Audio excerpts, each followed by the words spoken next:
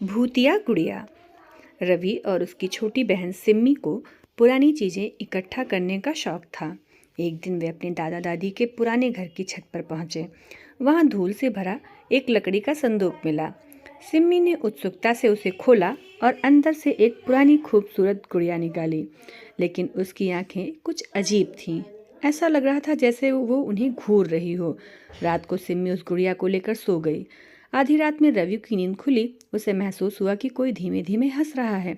वह सिम्मी के कमरे में गया तो देखा कि गुड़िया उसके बिस्तर पर नहीं थी।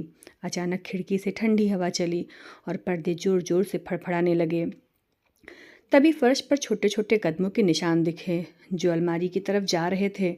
रवि डरते डरते आगे बढ़ा और अलमारी का दरवाज़ा खोला। अंदर वही गुड़िया बैठी थी, लेकिन अब उसकी आंखों से लाल रोशनी चमक रही थी। तभी सिम्मी की नींद खुली और उसने भी वही देखा। डर के मारे दोनों भाई बहन चीखने लगे। अचानक गुड़िया के होंठ हिले और एक धीमी आवाज़ आई, तुमने मुझे जगा दिया है, अब मैं तुम्हारे साथ खेलूंगी। इतना सुनते ही सिम्मी ने झट से गुड़िया उठाई और खिड़की से बाहर फेंक दी। हवा में एक अजीब सी चीख गूंज उठी और फिर सब कुछ शांत हो गया। अगली सुबह जब उन्होंने बाहर जाकर देखा तो वहाँ कोई गुड़िया नहीं थी। सिर्फ मिट्टी पर छोटे छोटे पैरों के निशान थे जो जंगल की ओर जा रहे थे। क्या वो सच में चली गई थी या फिर